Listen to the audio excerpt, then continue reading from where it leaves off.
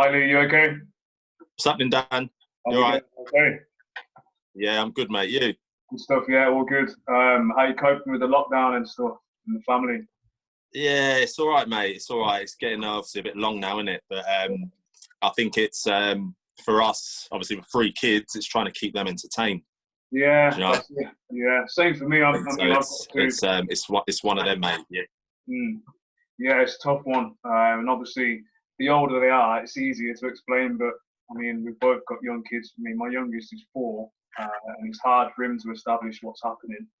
He Yeah. kind of understands now, but I think hopefully they'll be back at school and stuff and back into the swing of things kind of soon. Fingers crossed, mate. Yeah, fingers crossed. Yeah, that's it. So so I mean, we'll start off with just talking about kind of your um, early days before you started kind of realizing that you were half decent at football, kind of before it After, kind of all kicked off. What were your kind of what were you doing on a daily basis? Obviously playing with friends and things like that, or yeah. sports. For me, Dan, it was from a really young age. I think I was like 4 or 5.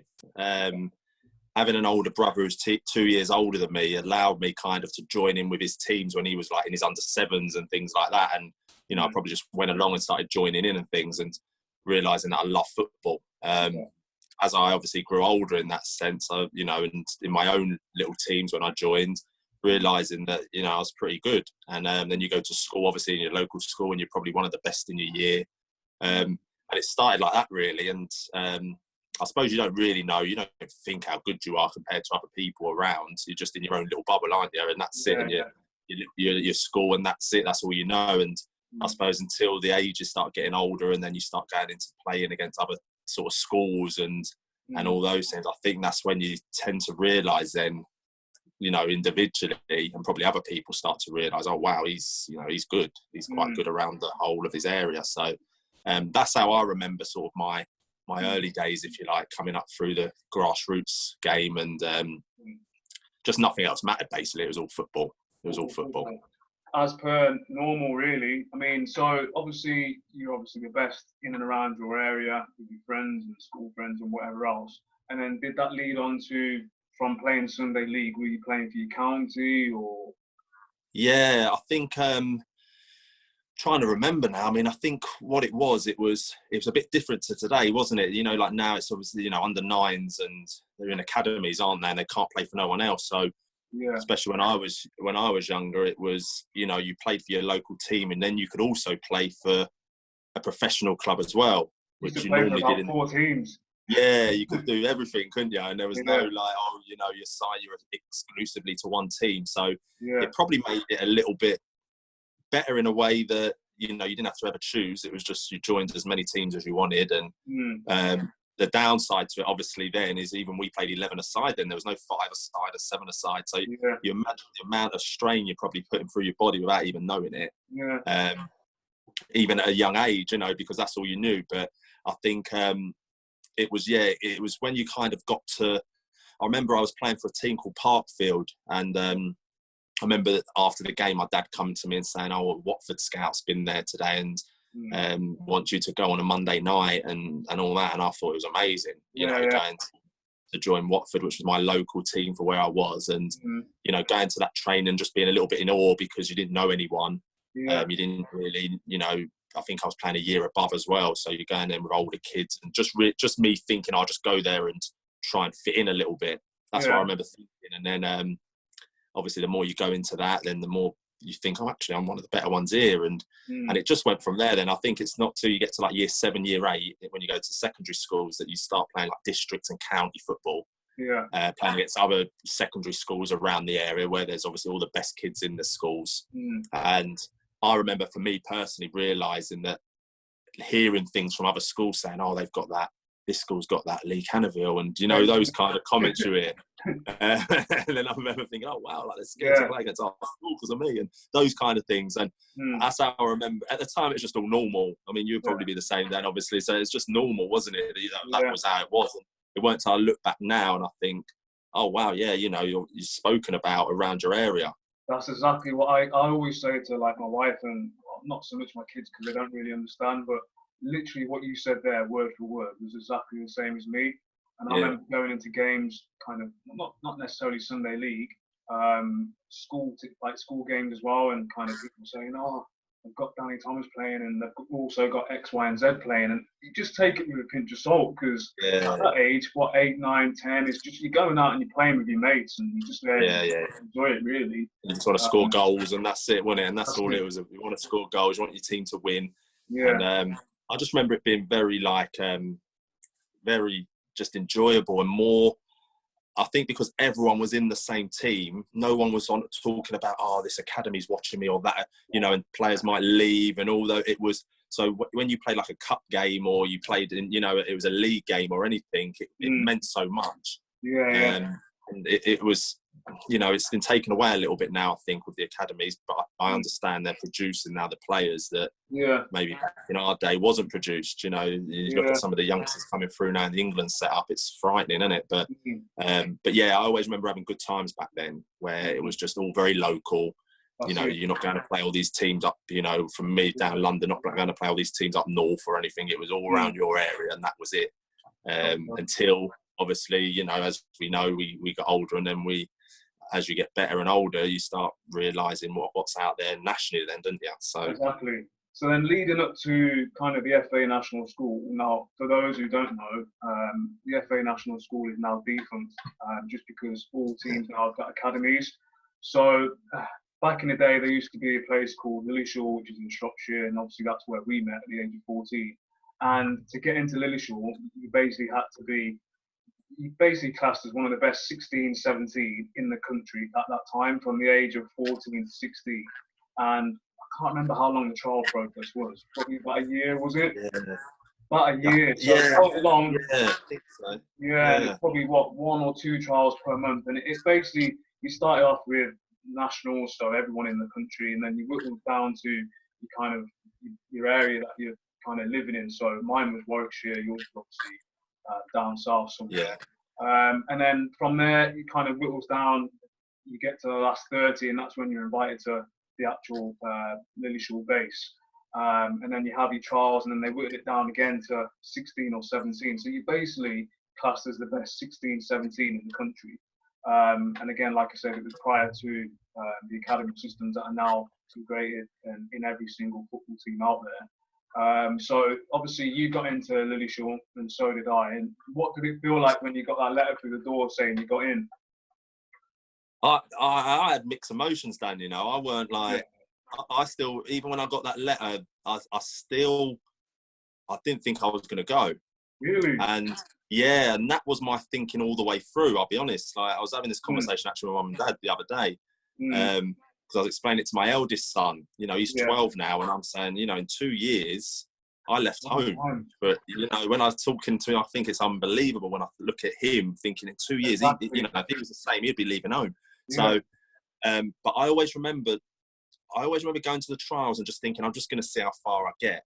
I never went into the trials thinking, I'm the best centre half in the country. I just remember thinking, I'm just going to see how far I get. And, and the next time the letter come, you got through. I was like, oh, wow. And it was always a bit of a shock. There was always players out there that were a bit more arrogant. That was like, oh, yeah, I'm going to get through, and I'm this. And I was never really that person. I was quietly confident, but I didn't know how good other kids were in the country. You always think everyone's better, don't you? Yeah. So I knew I was okay around my area, but I didn't know how good kids were in the Midlands or in Manchester or in Newcastle or, So for me, it was just getting through each stage and going, oh, okay, next stage. And I always remember we got to like the last 24, wasn't it, where they was going to pick their final 16. Yeah. And we had they took everyone for medicals just in case. Yeah, I remember that. Yeah. We went to the hospital and we spent like half a day at the hospital and having all your checks and everything. And I always remember the Mr. Pickering, who was the guy that looked after us, or the family that looked after all the children. They're asking me, at this trial, what would you do if you was to get the letter to say you'd been accepted? And I just remember telling him, I wouldn't come. Really? Just great. Didn't even care. Yeah, because I weren't bothered. And it weren't me being arrogant. I just thought it was just being kind of honest, just saying, I don't think I would be able to come. I don't think I'd be able to leave home. I was Mm. just pleased to see how far I can get. And I just remember Yeah. being honest with him like that. And he's probably, you know, looking back now, I think he must have been thinking, wow, Yeah. like, this kid's seriously short. Yeah, So, this guy ain't on it. Like a year down the line, he's like got to the last hurdle. Oh, I ain't sure. yeah, Wow. sure, I don't even care. Like, yeah, not bothered. But so that's how I kind of felt. And maybe that's what helped me maybe through the trials, because I wasn't stressed and I wasn't, you know, I've got to do. It was just go there, relax, and just play and see how, you know, how good other people was, and that was it. But yeah, when I now though, if you think you're saying that Mr. Pickering obviously asked you that question, he must have been thinking this guy's potentially going to be offered something. Yeah. So that's like, because they didn't ask me that question. Obviously, they're not going to ask everyone the same question. Yeah, but yeah. that he's probably thinking, he's trying to get an idea, trying to gauge what your thoughts are. Would he come? Yeah. Remember, you got injured. I think you got injured, didn't you? I did. The last trial. I played like 15 minutes and come off injured, so I didn't even play the last. So for me again, I was a bit gutted, but then the same. If I'd have been, that was like my dream, and that was all I wanted, then I probably would have been absolutely devastated. You know, maybe think I've blown my chances, I've got injured, and I always remember it. It was about a week before the trial, or messing around at school, and I think it was icy at school. Yeah. And I always remember the day jumping off steps at school, like how stupid, and twisting my ankle, and that was the injury. So I went to the trial injured. I went to the trial injured, and I'm a bit gutted because I'm thinking, I've gone there. I'm the kind of player I want to play. And I remember they played me out of position as well. They played me like left back, and it was my left ankle. And I was thinking, I can't even really kick a ball properly. And I remember playing, all I remember thinking is just try and play. And that was it. And I played 15 minutes, and I think they said to me in the end, are you all right? And I was like, I couldn't hardly run. But I remember actually thinking, I played all right. In those 15 minutes, I actually played all right, out of position.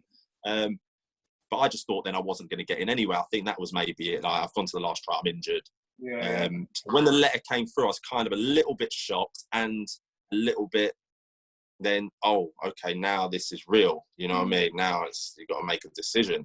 And it weren't till really it was my dad that kind of swung me in it to say, you know, this opportunity is too good to turn down.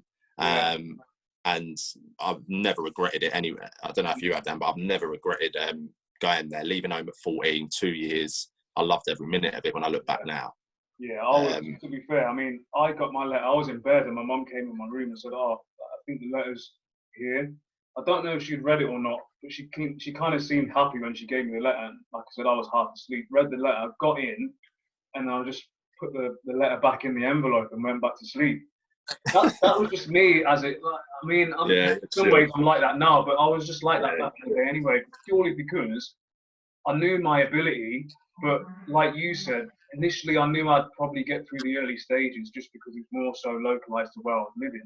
And I kind of knew most of the players anyway. But then when I got to the latter stages, you're mixing with people like yourself from different areas and up north as well, and like, okay, well, I'll just do my best and that's all I can do.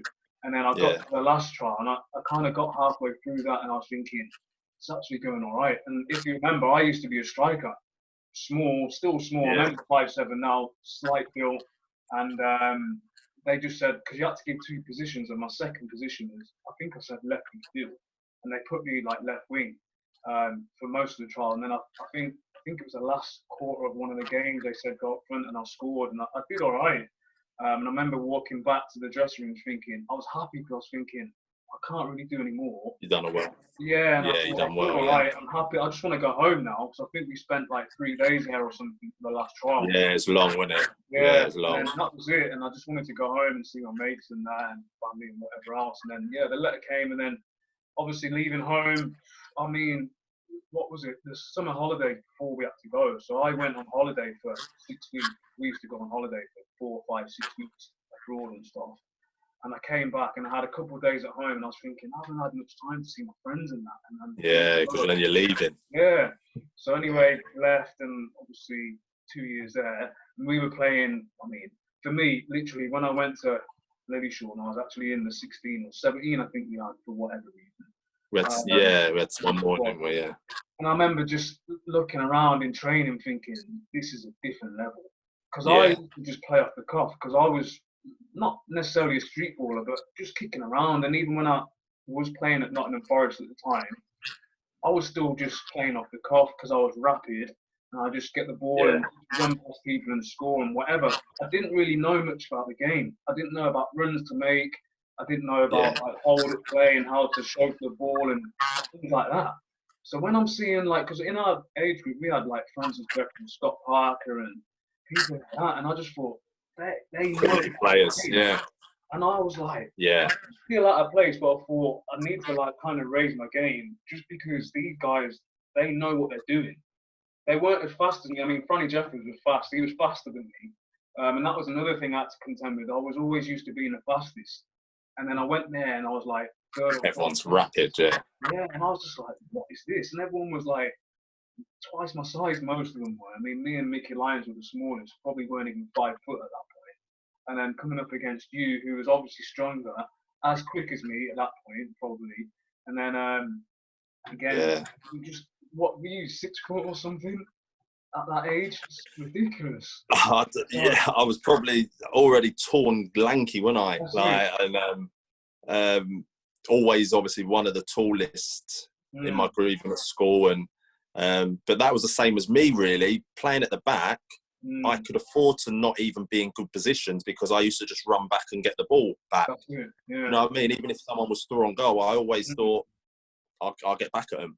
Yeah. And I always remember then coming up against Franny in training and Wheaty, you know, that was like, wow, these are quick. Crazy. You know what I mean? And it was a different level. So I think Lillyshaw was, I don't know how it'd be done now. I think the training would probably be a lot different to how we got trained, but we got trained really like quite tactically, didn't we? And it definitely helped, but maybe not as technically trained as what probably would be today. Do you know what I mean? Like under 40, because we was under 14s, under 15s, weren't we? So under 15s, still very much technical stuff in the academies, but whereas there was very like, you know, tactical, 3 at the back, 4 at the back, 3 in midfield, 4, you know, and it was always wingers back then, obviously, that was the main play. I remember going into games and just thinking, I've got loads to think about. I never really had to think about anything. Before games, when I was even playing for, aside from like Sunday League and stuff, when I was playing for Forest, they just used to say, look, get the ball to Danny and like say he'll score, or I don't know. I remember players used to say to me, like, how many goals are you going to score today? And I remember one game just saying, I'll probably score 2. And I think Scott Parker was actually playing in that game, and he'd just done the McDonald's advert. And so actually, I scored 2 in the game, and it's just, that's how it was. But then going to Lillyshaw, it was proper tactical, and I think at the time it was probably ahead of the yeah, they're way ahead. Yeah, Keith Blunt, he was probably one of my best coaches. Just everything. Like, he was a hard taskmaster, but he was fair as well. So, and he was always it was all about passing the ball and like not being greedy and stuff like that. And played as a team, and we just used to smash everyone. I mean, that I still say now, probably the best overall for me, the best team I've ever played in.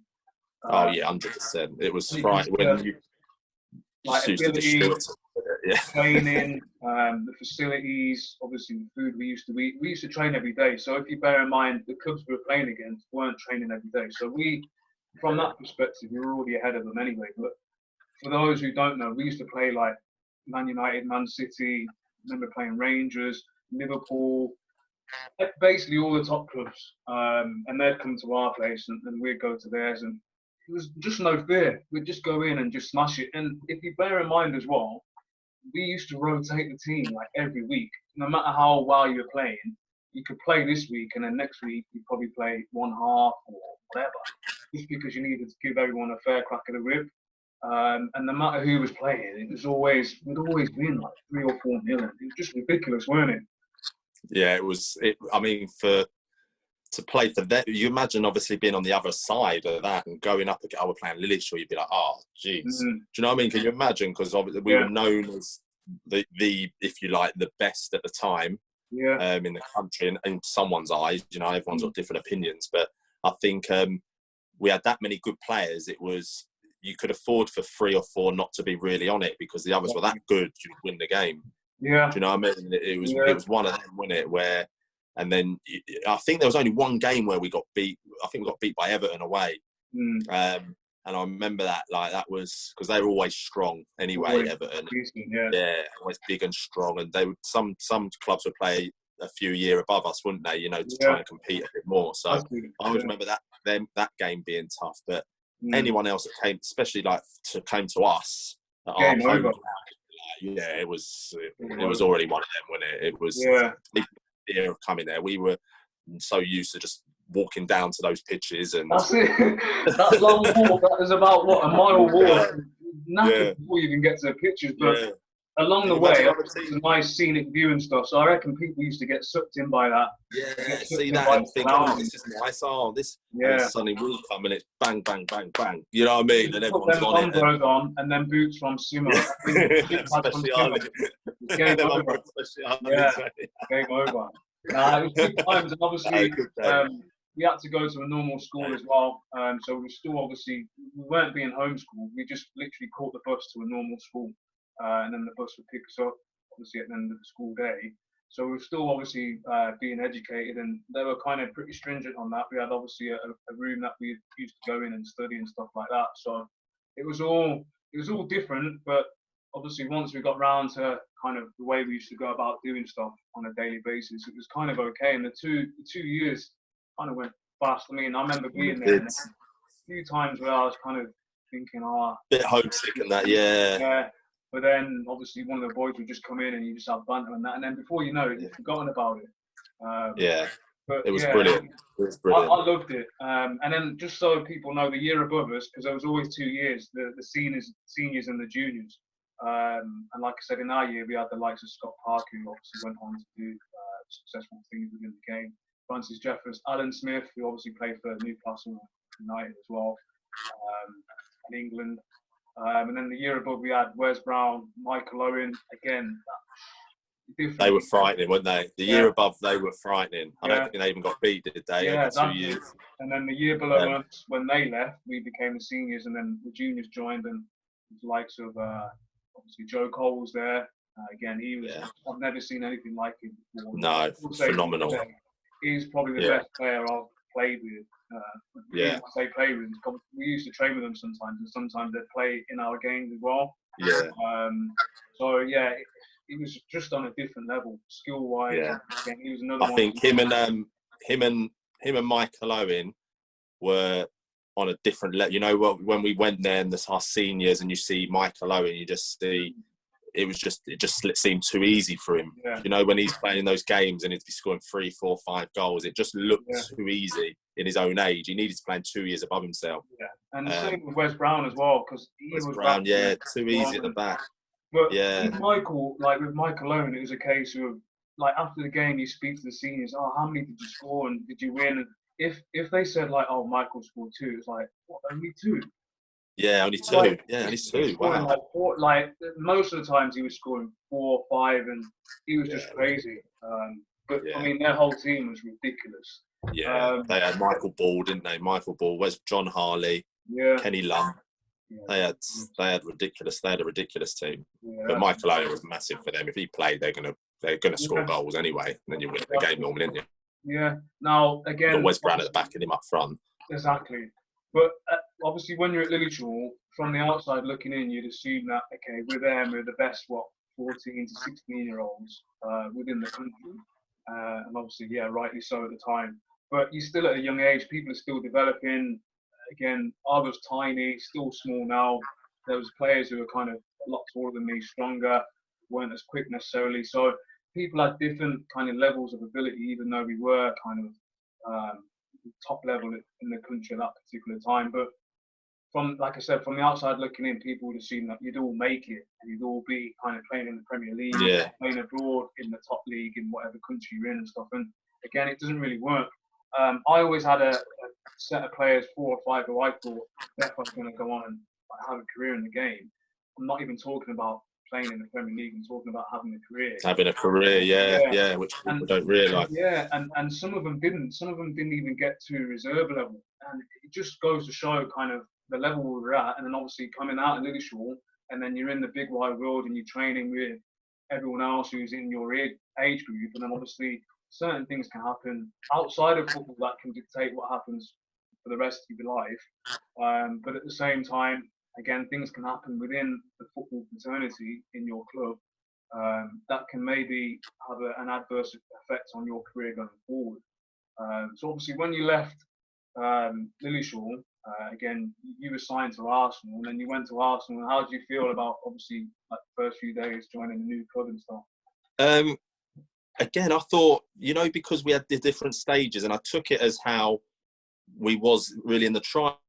So the trials was for Lillishall and for other things. We were going for the under-16s for England and all those things. Yeah. It was trials.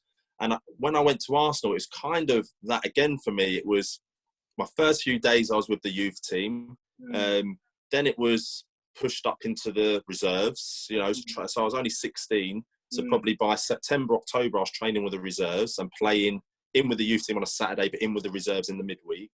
And then it got to like November time, and even though I wasn't the top one in the reserves, because there was some older and some really good players at Arsenal, I then started training with the first team. So I was 16 and a half, and I looked at it and I thought, oh, this is it. This is easy. This is stepping stones again. I looked at it as sort of the trial stepping stone. One bit, next, knock that one down, reserves, knock that first. And for anyone that knows, at that time, Arsenal, we're talking in the early 2000s, late 90s, it was the ridiculous team. It was them and Man U, and that was it, wasn't it? And so to train with those players, and again, I thought, this is easy. Like, this is, I won't be in yet, but this is going to be my progression through. And then, as you know, that's the hardest door to knock down. If you're knocking down all the doors before, the first team doors are hardest, because you've got to impress every day. You've got to be better than what's in there. You've got to be highly thought of at the club, which at the time I was. And I kind of looked at it like that. And we had a really successful youth team. I think we lost that year in the semi-finals to Leeds in the Youth Cup. And we had a great, we had Ashley Cole and we had Paolo Venazza, and we had some top players, Jermaine Pennant. So we had some really good players in our youth team. I remember we lost to Leeds, and no one knows who's going to, Ashley hadn't made it then or anything. We were only 17, but when we look back to the Leeds team, it was like Woodgate and Alan Smith and Harry Kewell. And, so when you look back, you go, oh, wow, their team was frightening and all. We looked at it as though we were the best in the country in our youth team. And the Leeds youth team was phenomenal as well, and the West Ham, West Ham had Joe Cole and Michael Carrick, and so they had a good team as well. But I remember that, and I think I got very unlucky with a bad injury. I was out for a year when I was 17. I had an operation on my knee, and that put me back more than what I thought, because I just thought I was out for a year. Didn't think it was going to be a year at the time. Thought it'd be a few months, but kept getting knocked back. And so really, I missed a really important year of my development. So when I came back, without even realising it, lost a lot of my speed, a lot of my sharpness, where you're turning and you're moving off pace. And probably didn't work hard enough to get that back. Because again, I was very much better tactically from Lillishall, I think, to positional sense. Especially learning off Tony Adams in training and things, positionally and things like that. So probably should have worked a little bit harder to get that back, but didn't. And then, as you know, then it's, you're playing catch up, and it's you're battling against. Arsenal brought Matthew Upson into the club, and and Gilles Grimande and all these players then coming in. I'm getting knocked back further and further down the pecking order, and again, it's not just about your ability. Oh, he's good enough, he'll make it. It then becomes confidence, and then it becomes, you're going in every day knowing that you're not really involved, so you feel a bit lost, and and you've got to be so mentally strong to get through that, and that's why I believe that not everyone then with ability at the big clubs make it. So and this involved as well, and this is what people don't see.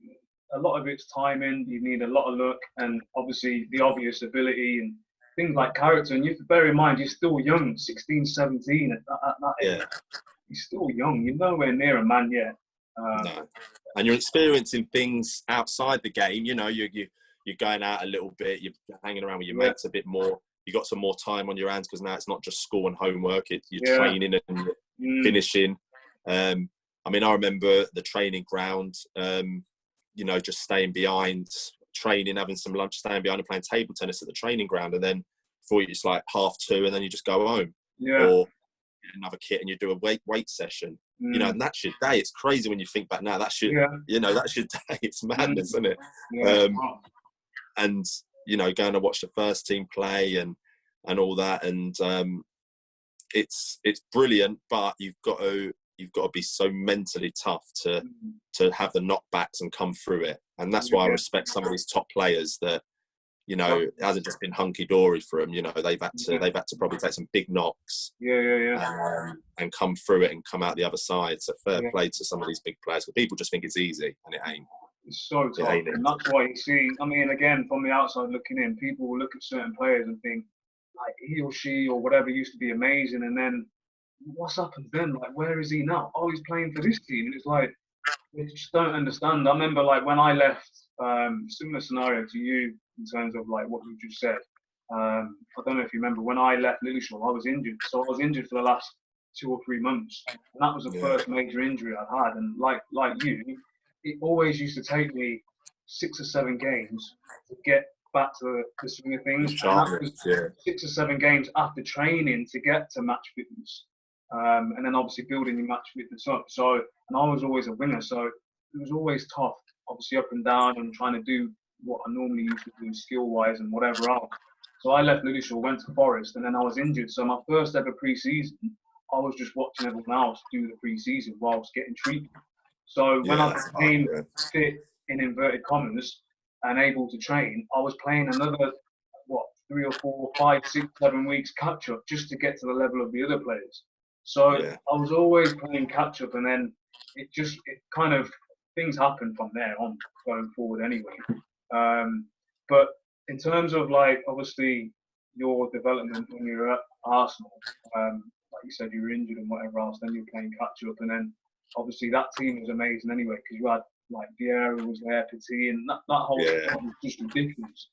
And then it's always tough when you see everyone else kind of progressing or training and you're just getting anyway. So psychologically, that has an effect on you without you even knowing. And then obviously, so at Arsenal, what happened once you got fit, and then moving on kind of a year or so into your contract, and then you're obviously in the reserve. Playing against I got myself fit again. I went into, what was I, 18. Was still able to kind of play under 19s football. There was no 23s then, wasn't it? It was just under 17s, under 19s reserves. And then obviously first team. So we're still playing a little bit under 19s, but majority into the reserve team. And then had that season kind of really to get myself back to where I was trying to get to. And then at 19, I remember in the March, was it March time? Yeah, the March time, I went on loan to Northampton. So coming up towards the end of the season, I went on loan for a month to Northampton to get me some games. And that gave me a big shock, because we'd gone from Lillishall, where we kind of had everything done for us. You know, went to Arsenal, where we definitely got everything done for us. You know, and then went to League One. I went on loan, and it was, you know, and it wasn't far from my house. It was an hour, but I still stayed up in a hotel twice a week. And, you know, and that was a big shock, you know, the facilities, you know, even the washing of your kit. I remember after my first training session, just taking my stuff off before my shower and just dashing it into the middle of the floor. And I remember the captain at the time was like, what are you doing? You got to take that home, mate, and wash it. You know, I was like, and I couldn't, you know, not that I was being arrogant, not that I was being big time, just that was just standard. That was standard. You know, and getting involved with the first team, you know, I didn't have my flip-flops one day, and you know, that's £2, mate. You know, and I'm like, what?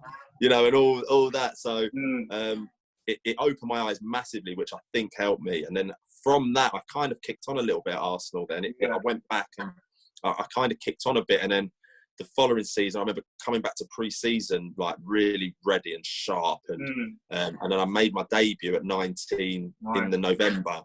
To training a lot more with the first team. Still wasn't a regular, because Wenger would only have the amount of numbers he wanted. But I remember making my debut in the November and playing well. I came on a sub and I played well on the time I was on, and I remember that just gave me a huge lift. I thought, oh, this is it. I've played at Highbury at the time it was, and I thought this is it. This is what it feels like, you know. And even just the little things, though, Dan. It was the lead up to the game. It was a night game, but we met at like 2 o'clock, I think it was. Yeah. And we had lunch, and then we went back to our rooms we met at a hotel just near Highbury. Went back for a sleep. Then we got up and went for a walk.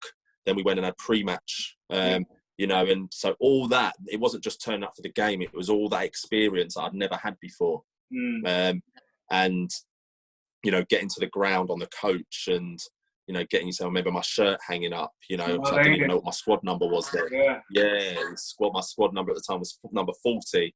So I remember just my shirt hanging up there, and it was long sleeved or short sleeved. You could choose what you wanted and things like that. And 2 sets of kits out, you know, if you wanted to change at half time, if you know, and just mad things that you're like, wow, different level, and going out for the warm up, and you know, so it was the whole experience. I still remember that it wasn't just the game. It was the whole day, and that's just a night game. You know, that's just a standard game that I knew them first teamers just did all the time. It's just normal. And that was an amazing, you know, experience for me, and it was great. And I came on, did well, and then I remember we had training the next day because it was a night game. We was off the next day, so it was off the next day. The day after we come in, and it was. I'm thinking now that I've done well. I'll be with the first team. Went in for that day, and it was like looked at the list on the board as you come in. It was like, I see reserves? Like, back with the reserves. Back with the reserves.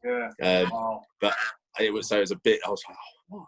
You know, so it kind of like smashed you back down to earth. And but I still remember thinking like, I can do that. I can do what's just happened there, playing first team football at Arsenal.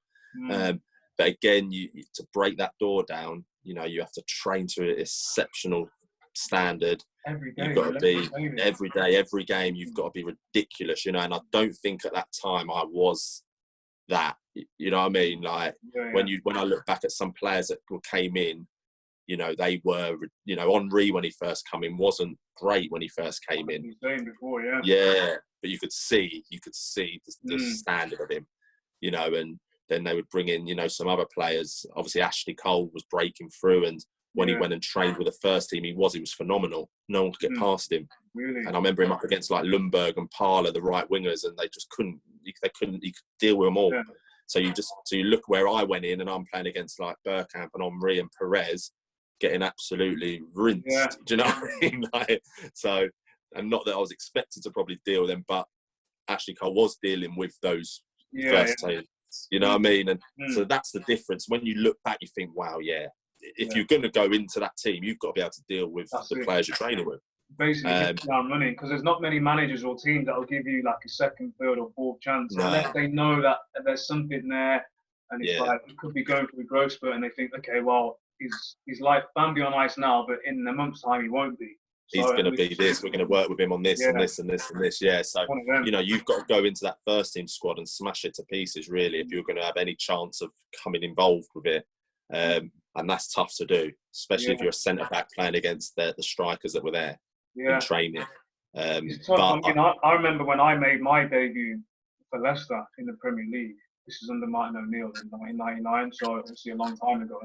And so I made my debut. There was a few injuries. This is around Christmas time. I made my debut against Newcastle, and similar feeling, amazing. But again, I was still involved in the reserves and also the youth team. So I've made my debut, and after that, I was still playing in the youth team games, still training sometimes with the youth team and the reserves.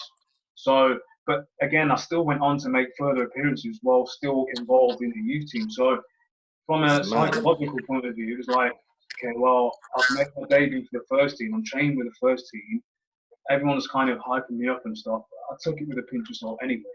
But then I'm still now training with the youth team, and it just, I don't know. Feel right. Like, it just didn't really feel right. I kind of just took it with a pinch of salt, like I said, and didn't really disrespect anyone. I didn't really speak to anyone about it. Just got on with it. But then I got injured at a bad time, and I was just out for ages again. And that just set me way back. And then we had a change in management. And as you know, someone else comes in, They've got different it's hard. people that they want to bring in. I find myself down the pecking order. But so when you went to Northampton, do you reckon that helped you? Because obviously you're playing with men, even though it's like a different level that you're playing at. You're playing with men who have got kind of mortgages and things to play for, so basically their mindset's different when they go into games. Whereas when you're playing in the youth team and reserves, it's kind of results don't really matter. Yeah, you want to win, but it's not a it's not a biggie, is it? When I went to Northampton, it was I remember my first game was Peterborough at home, so that's a derby game for Northampton.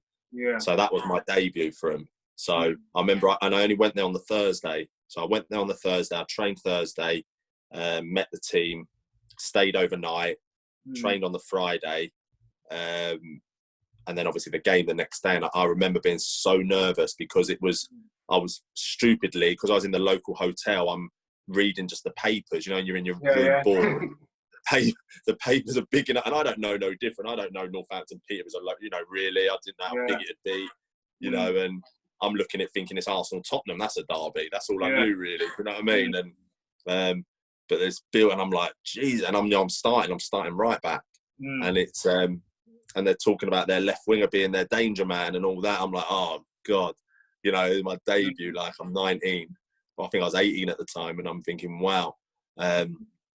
But it was good. We drew 0-0. I remember having a tough game. I was absolutely blown. I remember looking up at the clock and it was like 65 minutes gone. Really? And I remember thinking wow, I've got 25 minutes. Then? Was it Matthew Everington?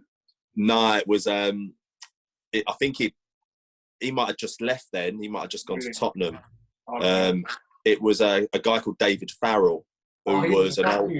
Yeah, rapid. And he was a winger at that level, wasn't he? That was frightening. And I knew him at the end because he came to when I went to Boston later on in my career. He was there as well. So I said to him, I made my debut against you. I've never been so nervous in my life. And he gave me like a good, proper test. Yeah. Because he was an experienced winger. He was sort of dropping in. He was running in and spinning behind, and but I did all right. And I thought and it was a change. And it was I've never been so glowing in a game than that. Yeah. So, all the training we'd done at Arsenal, all the reserve games I played, and it was probably the crowd, the atmosphere, everything. The importance of not losing. And it was like, I still remember it, looking at that clock and thinking, 65 minutes, is that it? Yeah.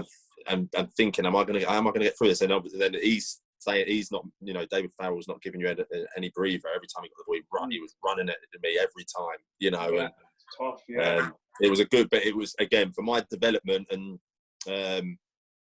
sort of my progression, if you like, in that sense.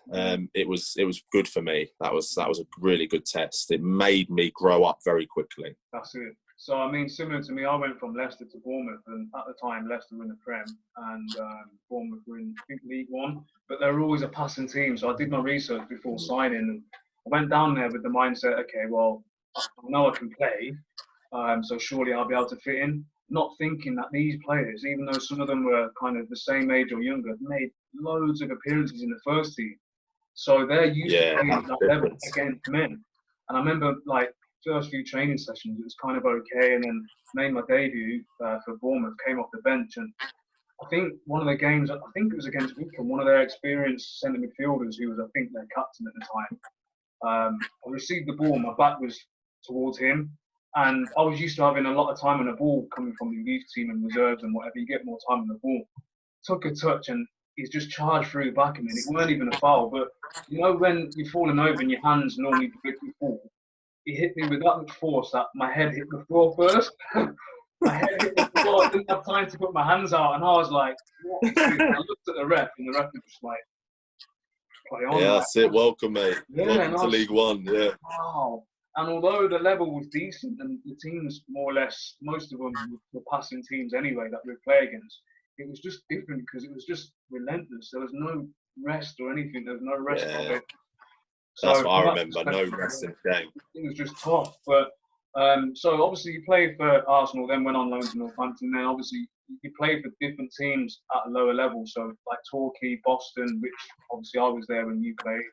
and then you Yeah. went on loan. I think you played for Shrewsbury and Notts County as well. So you've obviously sustained a career at that level, or in and around that level anyway. And obviously during that time you would have had highs and lows. So just touch on kind of the highs you had and the lows you had while playing at those teams. I remember going to obviously Torquay was, as you know, going from Arsenal to Torquay, it was a big drop, if you like. Again, when I left Arsenal, it all, without going into too much detail, I was meant to go to Middlesbrough and I'd signed there. Managers changed. Robson and Venables signed me. They left in that summer. McLaren come in and decided that he didn't want me, failed a medical that I'd already passed. And it went kind of, downhill. And that was a big, so when you talk about luck and, you know, and all those things, that was a huge thing for me. Again, because Middlesbrough were a Premier League team, when that happened, it was only 2 days before I was meant to go into pre-season. All the kind of Championship and lower teams had already been back probably 10 days or so.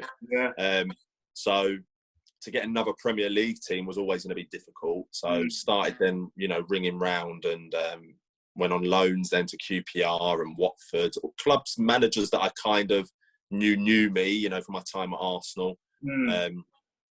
Then went on trial at Forest, you know, Nottingham Forest, because Paul Hart at the time got the manager's job and he wanted me when he was the youth team manager at Leeds before I signed for Arsenal. And story of my life, got injured there, twisted my ankle, got injured, you know, on trial there, and, you know, without a club, and they're saying, you know, come back when you're ready, and, you know, but it was one of them. And while I was injured, I got a call from Torquay, and it was Roy McFarland and David Priest, who previously I didn't know when I was at Arsenal, were the Cambridge manager and assistant manager, and they wanted me on loan, but Arsenal always declined it. They didn't want me to go to Cambridge for some reason, which I didn't know about. They had recently got the Torquay job. They'd seen me play, you know, and I didn't really need to go out on trial. They just said, look, come down, have a look at the club. It's lower down than what you're probably looking for. But me personally, at that time, thinking, well, I haven't got anything else. You know, I'm injured. So I told them I've done my ankle, you know, can I come down in a week or so? They said, yeah, that's fine, get it right. So I went down there, trained. I remember I went down there on the Monday, I think trained on the Tuesday. Anyway, trained all week, was fine, was involved with the first team on the Saturday. They were getting beat a lot of the time. Their job was to come in and get some players in, really. And then was involved on the Saturday. I remember coming on as a started sub, came on, got straight involved. I remember at this time, a little bit different to when I went to Northampton. I went there knowing that, or kind of thinking that I'll be the best here. I remember thinking that I'll be the best player here. So when I came on in the first team, where I wasn't really nervous, I'm going to come on and show everyone here, these are struggling, I'm going to come and help them. I remember thinking that's that kind of a bit of arrogance, if you like. And I remember coming on a sub there and getting struck, came on centre midfield, you know, and got straight involved. And I remember getting a split head. The manager loved that, you can imagine. You know, and we scored a last minute winner. We won 2-1. I've come off with all blood all over me. And, you know, after the game, like a Terry Busher hero, thinking from League Two Torquay, bottom of the league clash and that. And they signed me after that. They called straight up into the chairman's office. Said, we'll offer you a 2-year deal. We know about you anyway. We just needed to make sure that you could still do what we remember. If you like, we want it. So that was it. And it was like, do I, you know, the deal wasn't great, but do I say no to this and try and go on trial again, or do I sign? And it's decisions, isn't it? What do you do? Do you take an easier option, if you like, or do you kind of think, well, no, I'm better than this, if you know, and all that. So I didn't want to fall out of the game, so I signed. To be fair, I love Torquay, brilliant club, and I had 4 years there in the end. You know, and you know, I had a great time there, and they built a great team, and we ended up getting promoted a couple of years after. So that was one of my highs. My lows, kind of, in a sense, was, without being too disrespectful, was going there because I didn't know anything about the club really, but I'm so glad I did, because I ended up loving the club, loving the fans. They did, you know, and all those things. So, and then a high in my career was winning promotion. You know, never experienced a promotion before that or anything. So that was an amazing day. We won, you know, I think we had to win our last game at Southend away. And at the time, it was Huddersfield that was going for promotion with us, and Yeah. they were on top of us. We had to basically better their score, and they drew the game and we won. So we got on the last day, so we got promoted. We nicked the third spot basically. So that you imagine the emotions on that. So, so yeah, that was a huge day really. And then leaving Torquay a couple of years later and going to Boston, where obviously met you with Mr. Steve Evans. And so there was some, as you know, mate, there was some definite highs and lows at that club with him there. But again, I think loved my time there because of the lads, really. Yeah. You know what I mean? We had some crazy times on the pitches and training and that, but I think used to travel in together as well. So our car school was always on the way to training, banter, train, and on the way home. Banter on the way home. Yeah. No, it was good. I enjoyed it. It was brilliant, wasn't it? Yeah. It was brilliant. I think if that club hadn't have had the lads that were there, it would have been hard. You'd want to get out of there, wouldn't you? Straight away. Because of, what is it, Lincolnshire? So miles away from anywhere. Miles away, horrible. It's like A and B roads all the way, more or less. So it's not exciting. And I mean, you know, obviously you've lived, you've been. Yeah. So there wasn't at the time, I don't know what it's like now, but at the time there wasn't much going on in the area at the time anyway. So it's just, for me, one of the things that I always kind of got frustrated with when I was playing was I was always playing for a team that was quite far away from home. So it was always like, I still had that attachment to some of my friends who I'd kind of grown up with, and obviously family and whatever else. And I'm still a bit of a homeboy now, as in, I just like being in my house. But I was always like pining to play for, I don't know, like Cov City, because it was like 20 minutes from my house, if that. And things like that. And it never really materialized. I was always playing with someone who was like 2 hours away, and it was like, okay, well, I'm going to commute. And in the end, I just got used to commuting. And I don't know, I mean, still to this day, I think that didn't really affect my performances on the pitch. The only time I didn't really commute was when I was playing for for Bournemouth. I was living in Dick. Yeah, you couldn't have done that commute, but obviously when I was playing for Boston, I was kind of a bit older, a bit wiser, and obviously we had a car school, so the journey wasn't too bad. I wasn't driving the full journey every day. But yeah, it's just, we had some decent times at Boston. Obviously we had some decent players as well, the likes of Jason Lee and David Noble playing for us, Corey Kirk. Yeah, had a great team. We had a good, good set of players, didn't we? Yeah. Really and then, so then you've obviously played for all those teams. You obviously got to the latter stage of your career and kind of sustained a career. And then at what point did you think, okay, well, maybe looking at something else, retiring, or maybe do something alongside playing? Yeah, I think it was when I was from Boston. I went to Shrewsbury on loan for sort of 6 months, and then the following season I signed for Notts County. And I think it was kind of in that year. I'd always struggled a little bit with my knees, as you know, anyway. Yeah.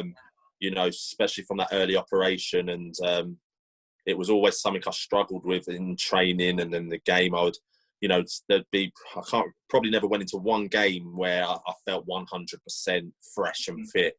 There was always something where there's a niggle, and normally it'd be my knee would be, sore, so if I was sort of jumping or landing, it would be a really, sharp pains in my knee. So in the end, I just got used to that pain. It's crazy when I think back now. But so during sort of my Notts County, which ended up being my last year as a full-time pro, I knew I was struggling. I knew, after a game on a Saturday, if we had a game Tuesday, I was taking painkillers and things, knowing I had to take that, otherwise I wouldn't have been able to play Tuesday.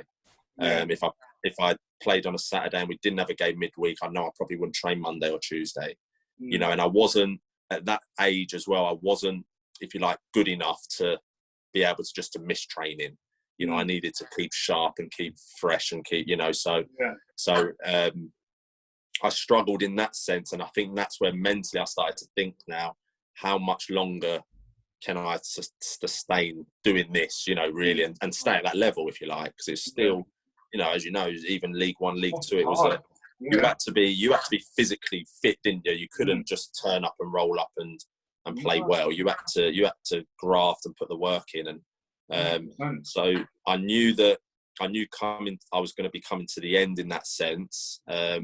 Knew I could probably go part-time and still pick up decent money, but then it was thinking I need to do something else. And I was never really that interested in management at that time. I was 30, I think, at the time, but I thought about coaching.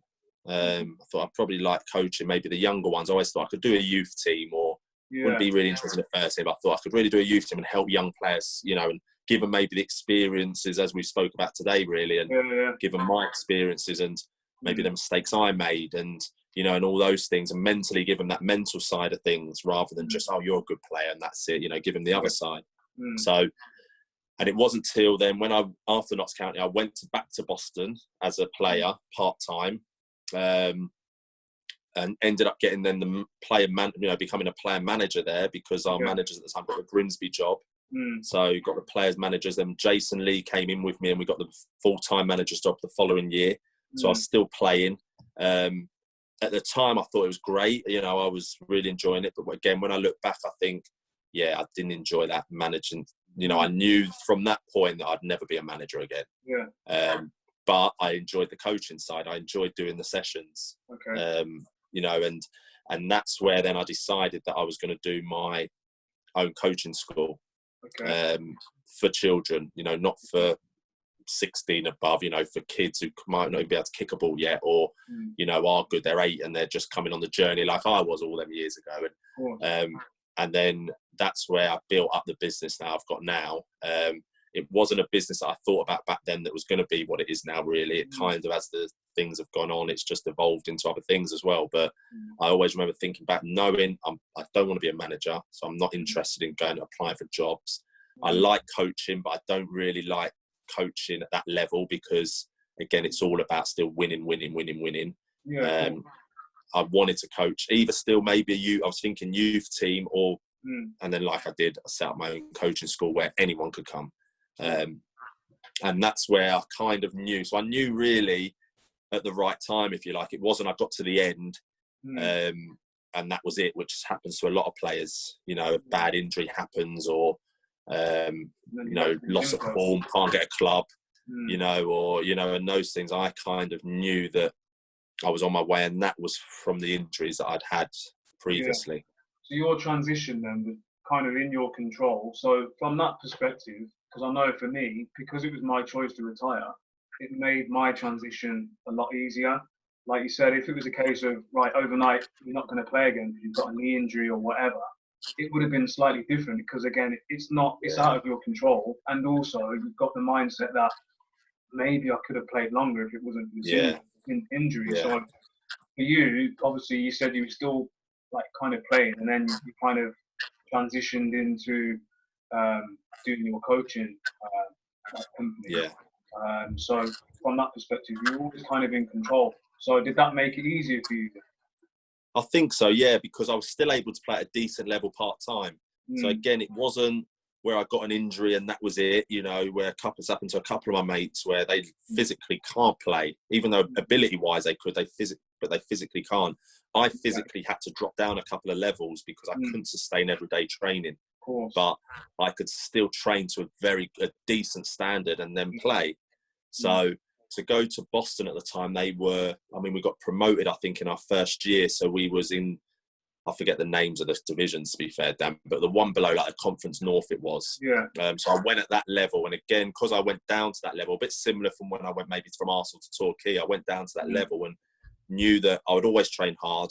I'd never sort of, you know, not be bothered and turn up and not care. So I knew I'd always train hard. So I knew if I was going to be that mentality on that side, I knew I'd be a good asset to the team. And I knew that level was kind of easier than what obviously I was used to playing all my career. So, and it was, you know, I went in there as the captain, and, you know, there was some games that I could, you know, didn't have to do much work at all. It was, you know, a lot of that. The main thing at that level was the fitness levels of some of the opponents I was up with were really poor. So first 20 minutes might always be a battle, and after that you see their levels just drop. That's it. You know, and we had a good team, to be fair. So we ended up going up that year, went up to the Conference North, and I was then in a bit of a mixed, even though it was great going up, I was sort of mixed again, where I don't really want the level to get higher, really, because I know I might struggle more, you know. So, but again, then that year, the same thing happened, and that's the year I got the manager's job, because our managers left through that year. Okay. So, and again, I was okay. I could step up my training, and I was okay. But that's where it worked really well without me knowing it at the time. The transition actually worked well, because the standard was still quite a good level, so it was still very important. You know, it weren't just come home, and I was still thinking, oh, we need to win today. You know, and Boston, as you know, we're still getting like 2,000 fans there at that level. Yeah. So it weren't 100. Yeah, it weren't 100 people turning up. You know, it was a good crowd, and they wanted us to bump up the leagues again. So so you felt that bit of pressure again. You know, which I enjoyed. So I think the main thing was knowing that I was still at a decent level and still cared. And then I was able to build up what I was doing outside of that and put some energy and effort into what I'm obviously doing now. So without knowing at the time, it actually worked well. Nice. And then, so in terms of your coaching company now, what's the name of it and where are you based at the moment? So my company's called Canoville Coaching Limited. We started in 2013. We literally, when I first started, it was doing weekly football sessions for just children in my area. My son at the time was 5, you know, so he had started his primary school. So it was literally kind of boys and girls from his class coming to my sessions, and then more kids from the school when they got to know me more.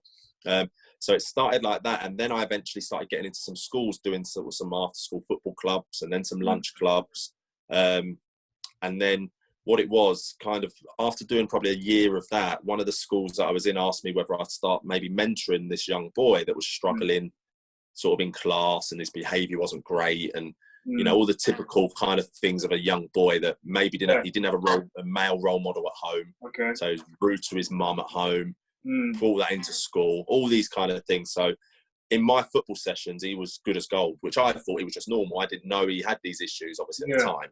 So they said, you know, would you sit in class with him maybe and just give him, you know, some pointers and some directions? So I said, yeah, that's fine. So I did that, and it turned him around. You know, he literally was just trying to impress people. He thought it was cool, and I'm telling you, it ain't.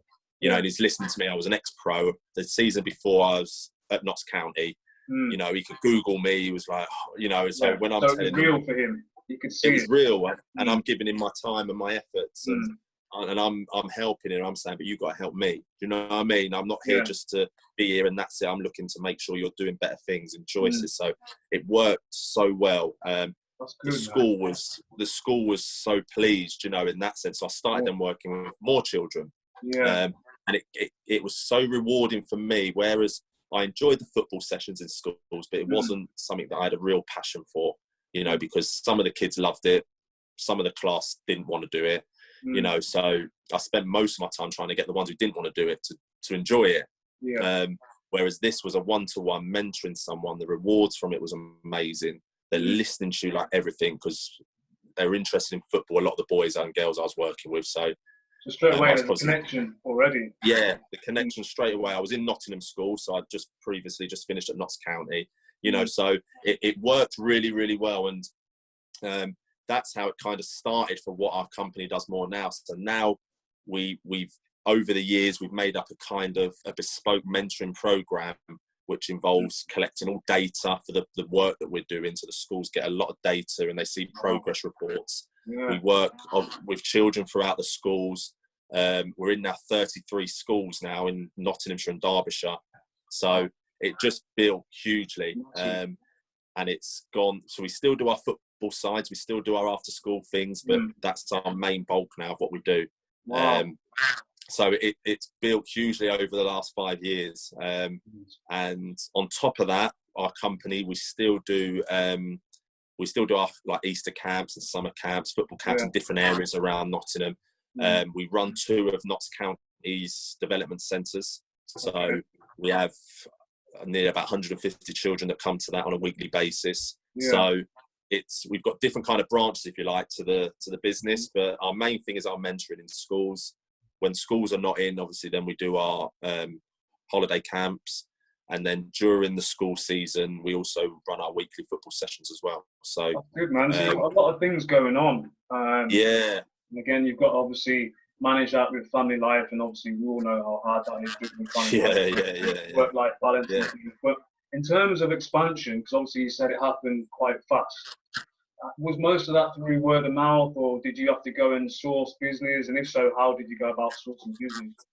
So it was a lot through word of mouth. You know, some school teachers, head teachers will then know someone, or someone hears that we're doing this work there and they've heard it's great, or a teacher has got it. You know, one of the teachers that might be in the school that I might have got a connection with has a kid at another school, and they might, you know, so a lot of it's like that. So you have to, you never know who you're talking to sometimes. You know, you might, I'm talking to someone and they're, you know, I remember talking to a parent after a after school football club, and they were a governor at another school. Oh, wow. You know, and so just while I'm talking to them and just, you know, talking naturally, and they obviously liked probably what I was saying, and they, you know, ended up getting me a meeting, for instance, at like a head teachers conference, you know, where I went and pitched in front of a load of head teachers. So you never, like you said, you never know who kind of is about listening to when you're talking.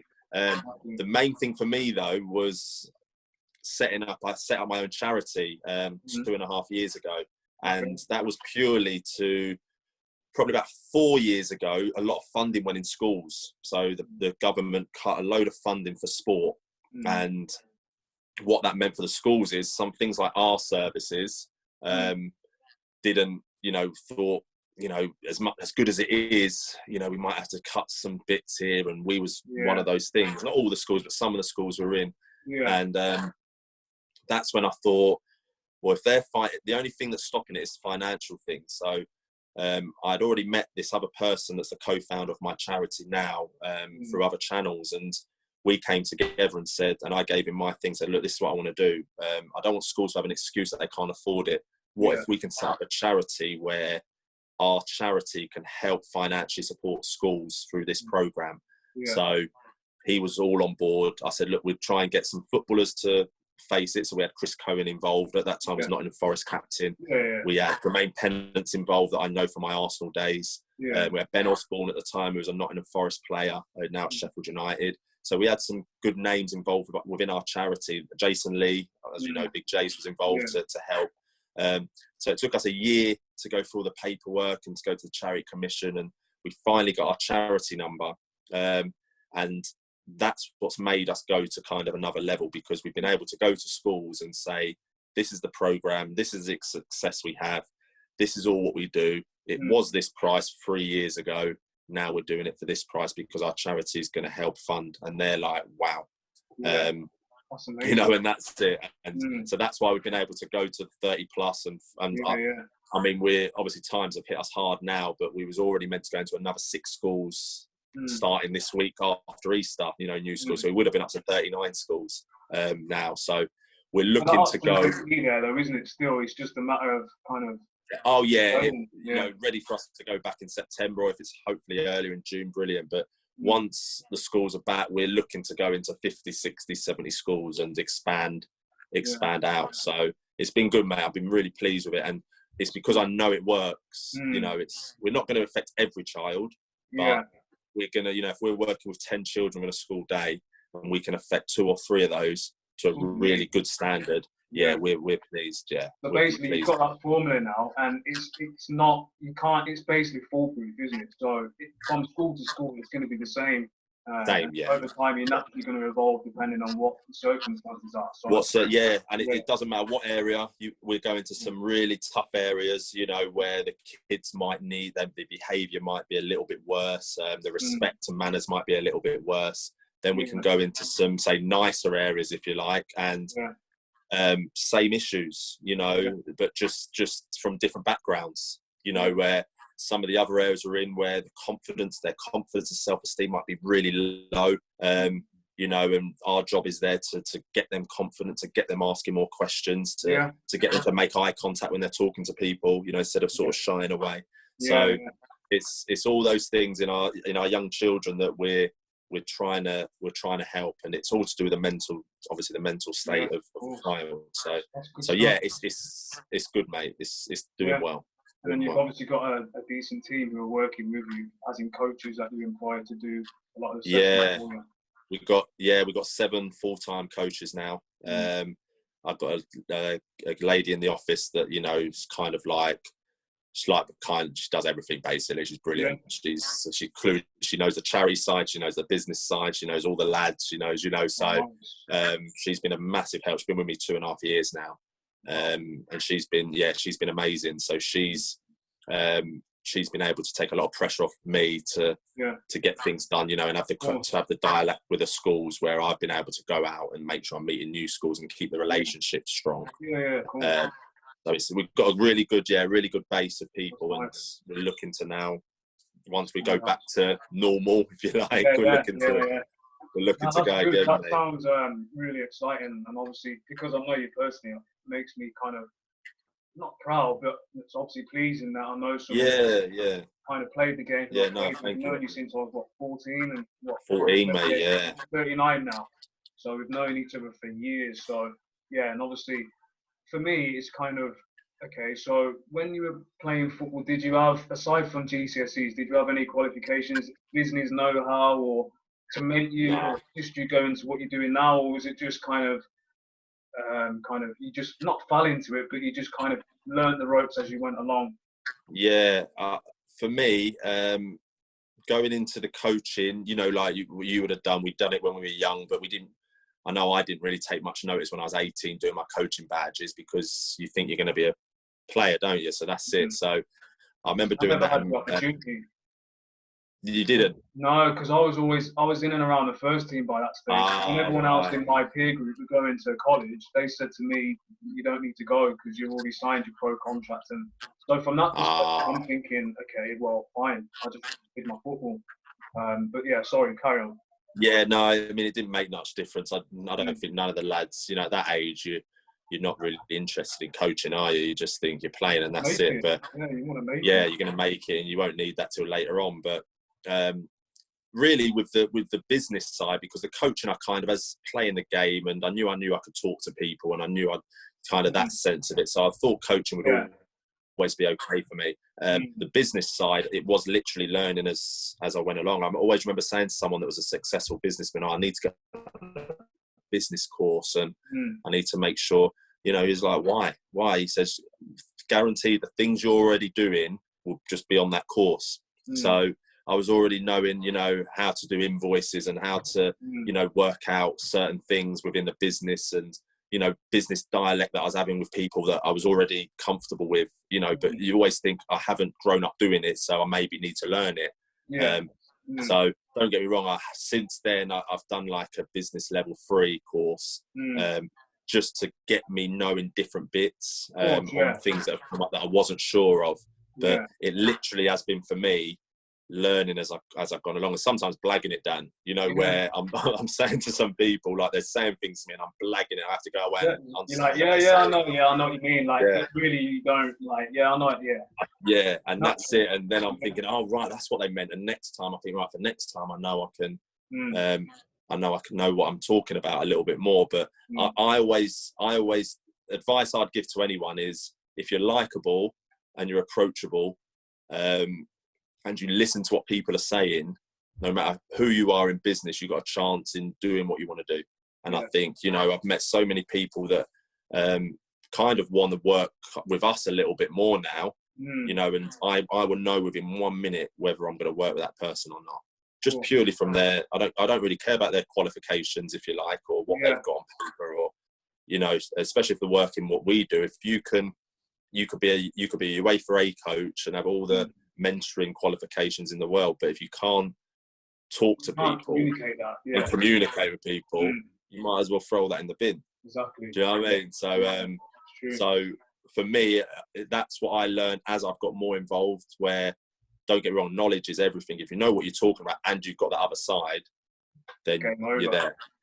You're there. Yeah, I mean, that's similar to me. Just going back on what you said in terms of being likable and obviously understanding the industry that you're in and being able to converse with people. I have to go out and generate business for the company that I work for. I currently work in property, so I'm going out more or less every day and speaking to people face to face, trying to sell the service. And for me, again, it's kind of, you kind of gauge whether this person wants to deal with you within the first few minutes. Sometimes people just aren't interested. A lot of it boils down to fees and stuff, which is kind of out of your control. Because everyone wants something for nothing, really, don't they? But to make it financially viable for us as a company, we can't really do that. So, but again, a lot of people I see who have been in the industry for many years, the industry that I now work in, can't communicate with people just because it's not their strongest point. And I didn't really know I was this way inclined. When I was playing football, as you know, I'm normally quite quiet. I still get involved with the boys, likable and whatever else, and sociable, but I wasn't the loudest in the room and stuff. And from the outside looking in, people may be surprised to see that I'm doing what I'm doing now. I'll be honest, I didn't really see myself like falling into this. I've always been interested in property and that, but to go out and speak to people face to face and over the phone and communicate, for me, it's easy now. No, I haven't really. It's not. I haven't gone on a course to learn how to do it. No, exactly. Innate in my psyche. Do you know what I mean? But maybe football was always birthed in that, and then I had to fall out of football to realise that I had that. Yeah.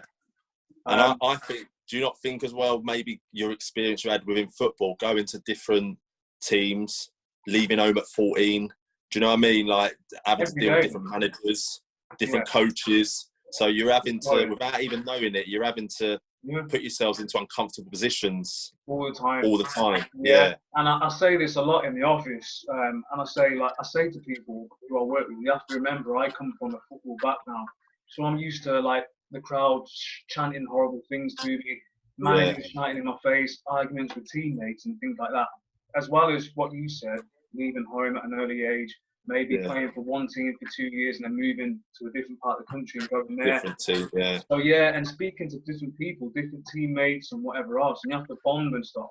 You're not always going to get on with everyone, but I think that but you have to bond still, good grounding going forward. And again, I can use it on a daily basis now, so I can happily speak to all different types of people. And I think that helps me a lot in the kind of work that I'm doing at the moment. 100%, but in terms of the transition, because for me now, I've obviously got 2 kids and you've got 3, and if they fall into sport and they want to kind of, I don't know, play football or play tennis or whatever, for me, knowing what I know now and me obviously how I went through my career, I'd probably try and steer them towards doing something alongside that. So something academic, so they've got something to fall back on as well as concentrating on their chosen sport. I never wanted to do that because I didn't want to detract away from trying to make it as a footballer. So I wasn't really interested in the academic side of things. I always used to read, and I still do. And aside from that, I didn't want to finish training and then go to college or do whatever, or have to study at home, just because I wanted to use that downtime to maybe rest and recuperate for the next day. So with you having made that transition without any, say, qualifications as such in terms of like business know-how, what would you say if your son or daughter or whatever said now, kind of, okay, well, I want to be a professional footballer, would you steer them, obviously, to be a professional footballer? Would you steer them as well as pursuing that down the academic route as well?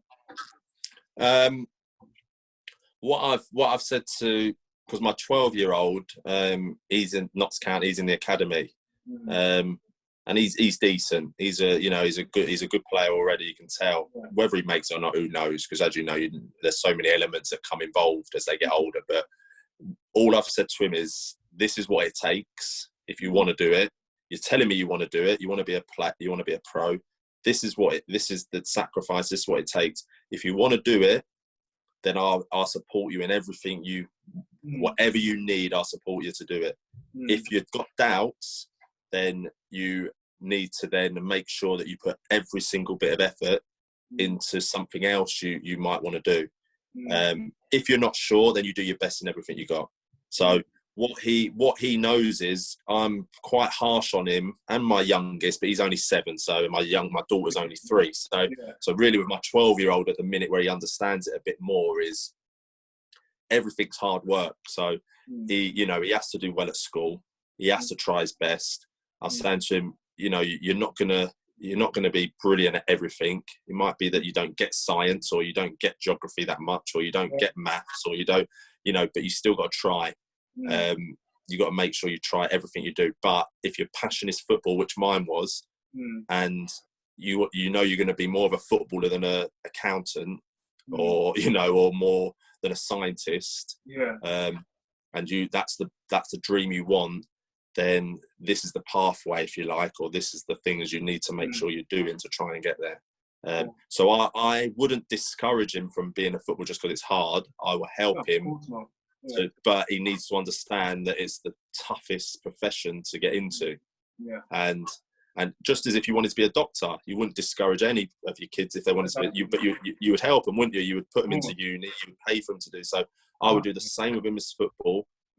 All my kids see is football around them, really. So, you know, my mates that would come over, like Jace would come over, and they know he played for Forest, and he, you know, then they meet a couple of my mates from Notts County, and so it's just standard for them to be around footballers. So it's not a, you know, oh wow, football. It's kind of normal for them.